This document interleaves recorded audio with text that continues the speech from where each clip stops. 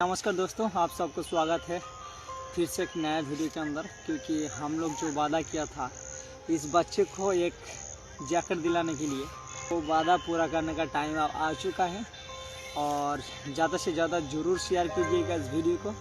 और एक मैसेज है आप लोगों के लिए, कम से कम इस तरह आदमी लोगों जो हमारा राम भाई है, इस आदमी लोगों के लिए ज़रूर लाइक, शेयर और फॉलो कमेंट करने के लिए मत भूलिएगा। अगर ये लोग इस धरती में जब तक है तो गरीब आदमी का किधर से भी ना किधर जरूर भला होएगा।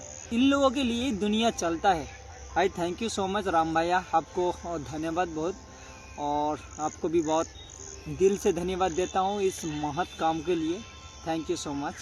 तो ये हम लेके आया उसके लिए एक जैकेट, जो दुकान से लेके आया, बहुत ही उनको ही पसंद करवाया था।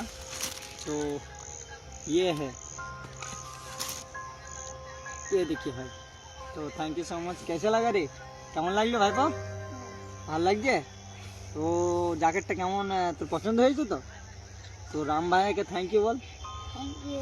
হ্যাঁ দাঁড়া, আগে জ্যাকেটটা পর আগে।